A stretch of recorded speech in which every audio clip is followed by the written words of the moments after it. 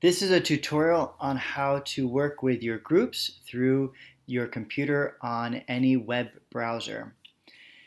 You'll start by going to hillsidewesleyan.church, and you'll notice at the top in the menu button there is a groups button. So you're going to click on groups, and that is going to take you to this awesome connect with others page, and there's all kinds of information here about why groups and why you should be a part of life. But we're going to see all groups because you already know why you want to be a part of a group. You just want to know what are all the awesome things that you can sign up for and be a part of. So when you go to see all groups, here is the page that you will see if you are not yet logged in, if you're not a person who is yet a part of the church. This is the basic page that you will see. And you'll notice that we have Alpha over here, the community groups, and special interest. And you can click on these and check out all kinds of information about what groups are taking place and even join them that way. But as someone who's already part of the church and who's already been a part of group life, the easiest way to do this is go up here to this menu button, click on that, and you hit log in. Now, Planning Center prefers that you use a cell phone with a texting option. However, because we're on a computer and using a web browser, let's use our email instead. And there's a little button, it's a little hard to see, but it says use email address instead. So I'm going to click that, and I'm going to type in my email address. And then I'm going to hit next. Now that sent me an email so that I can log in. And I'll bring that up so you can see. Here is my login information. I'm going to copy that, paste it, and now it says, hello, Michael. Now, if this is hello and the name is not your name, my guess is it's either the name of a spouse or a child in your family. This is because you share an email address, or if it's through texting, it's because you are sharing a cell phone number with that person. We need to change that. You should probably have a separate email address from your spouse or child, or email address from your spouse or child, so that the system can properly identify who you are. This will be very important as a group leader so that you can actually send information to your group. So I am Michael, so we're going to hit continue. Now what you'll see is now that I'm logged in, here are my groups. I'm signed up to be part of the men's ministry, I'm signed up as part of the missions leadership team, and I have this staff testing and training group.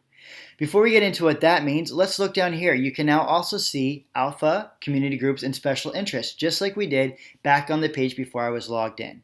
But now that I'm logged in, if I want to join a group, I'll just click community groups. Let's say I want to join the men's Portland Street group on Tuesday nights. I'm going to click on that.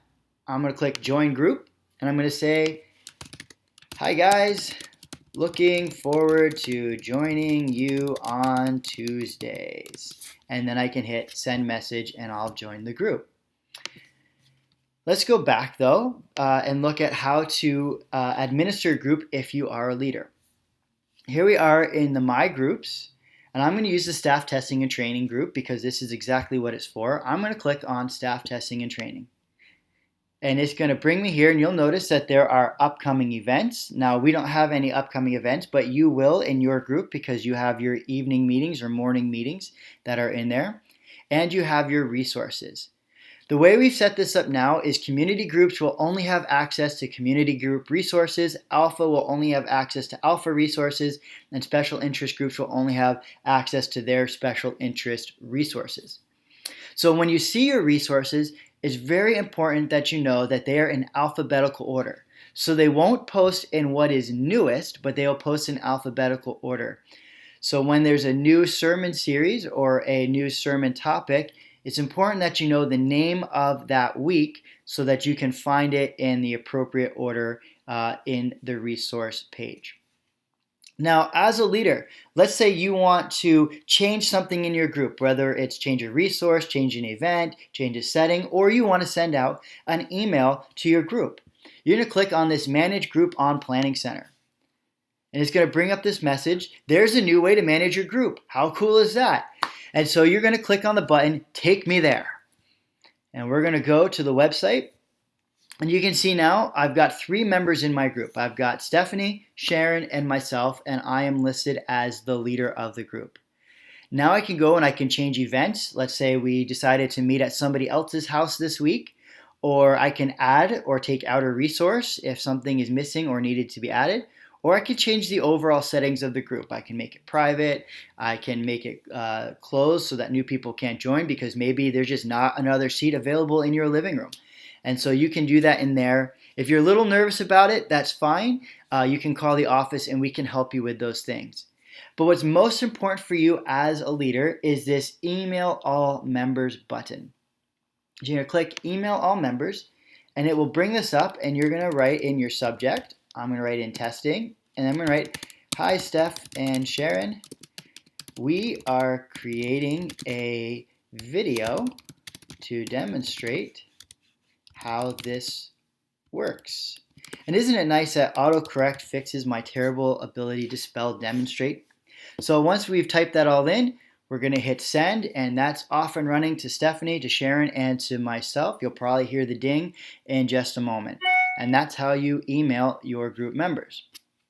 So now let's go back to our groups page. We're going to go back to this main page that you see when you have first logged in. If you go to this menu button up here again, you will see this button over here that says My Profile. This is a great way to help the church stay up to date with all of your information. Maybe you've changed your name, or maybe you prefer to go by a nickname.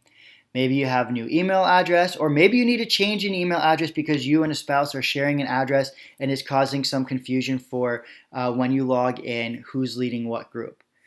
Maybe you have moved and need to update your address, or maybe you have a new cell phone number.